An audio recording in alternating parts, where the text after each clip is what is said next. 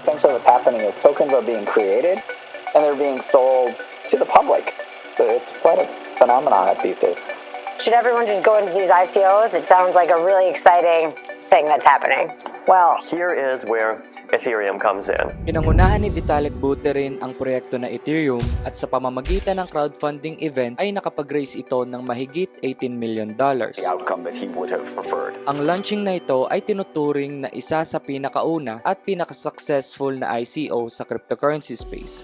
Ang ICO o Initial Coin Offering ay isang paraan ng mga development teams upang magkaroon ng mas malaking pondo para sa kanilang mga proyekto. Dito ay nabibigyan ng mga tokens ang early supporters at dahil dito ay nagkakaroon sila ng exposure sa mas mabababang presyo. Ito ay lalong naging popular sa taong 2017 noong nangyari ang ICO mania kung saan maraming altcoin ang nabuo sa crypto. Some of the world's largest investors in 2017 and the allocations that they're making are bigger than we've ever seen before. Malaki ang naging impact ng ICO sa crypto. Ngunit dahil noong mga panahon na yon ay malimit pa ang issue ng scams at fraud. Canadians have been losing because of scams involving cryptocurrencies. $1.7 million so far this Ang traditional crowdfunding approach ay nag-collapse dahil sa kaakibat na technical failures, fraud at matinding kakulangan sa user protection. 2 taon pagkatapos ng ICO mania, lumabas ang Binance Launchpad, isang makabagong paraan ng crypto crowdfunding. Ang Binance Launchpad ay isang plataforma para sa IEO o Initial Exchange Offering. Ito ay malaking development para sa crypto dahil mas nagkakaroon ng seguridad sa crowdfunding ang parehas na panig ng teams at investors. Marami ang pagkakahalin tulad ng ICO sa IEO. Ang kaibahan nga lamang, ang IEO ay pinangungunahan ng isang cryptocurrency exchange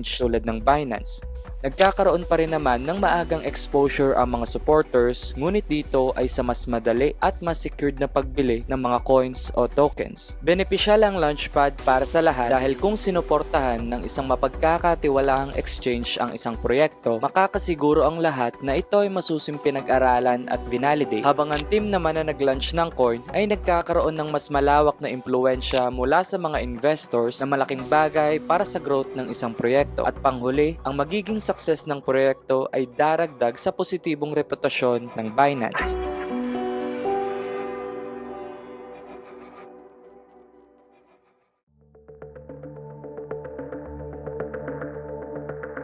Upang makita ang Binance Launchpad, pindutin lamang ang More, tapos Binance Launchpad at Launchpool. Ngayon ay makikita nyo na ang Binance Token Launch Platform. Sa unang section nyo makikita ang kasalukuyan at mangyayaring token sales. Scroll down nyo lamang upang mahanap ang Launchpad section at maaari nyong pindutin ang View More upang makita nyo ang mga nagdaang Launchpad projects. Ang Binance Launchpad ay isang subscription format.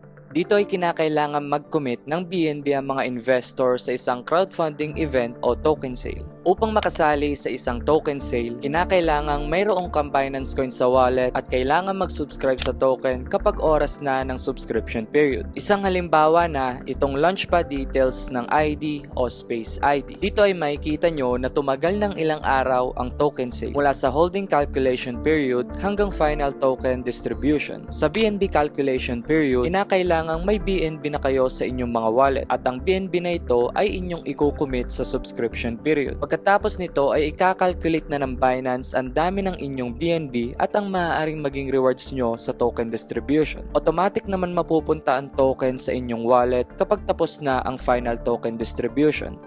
Madali lamang ang proseso ng pagsali sa mga Launchpad token sales at napakalaking bagay din dahil hindi nyo kailangang alalahanin kung maaaring fraud o scam ang crowdfunding event na inyong sasalihan. Kami ng Launchpad projects ang isinulong ni Binance at noong nakaraang bull market, nagpakita na magandang paggalaw ang kanilang mga presyo. Markets seem to be convinced it's all up from here, and that's why we have that bull market. Prices are still rising even higher than expected. Rising again for several months and just hit record highs in 60% of US markets. Ngayong cycle ay apat pa lamang ang Launchpad projects na inilalaunch sa Binance. Narito ang Space ID, Open Campus, Hook at Arkham. Bilang isang investor at kung hihingin man ang aking opinyon, isa sa mga must-haves para sa ating portfolio ang launchpads at launchpools. Masisiguro kasi natin na ang mga i-hodl nating coins o tokens ay talaga napag-aralang mabuti at may matinong background at roadmap. At kung titingnan ng percentage gains ng mga nakaraang launchpad at kasalukuyang launchpads, di hamak na malaki ang return of investments na maaaring makuha sa mga launchpad.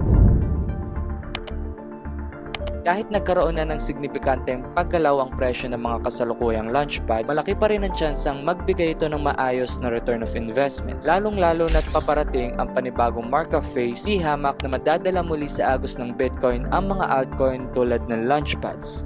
Sa kabuuan, ang Binance Launchpad ay isang paraan ng crowdfunding na nakasentro sa isang cryptocurrency exchange na Binance. Ito ay benepisyal sa iba't ibang paraan tulad ng secured environment para sa token launching, maagang access ng mga investor sa mabababang presyo, mas malawak na exposure para sa project at sa exchange, pantay na token distribution, mataas na liquidity at professional na suporta at guidance mula sa Binance. Abangan nyo ang mga paparating na video dahil pag-uusapan natin kung ano mga launchpad coins na magandang isama sa ating portfolio ngayong market cycle.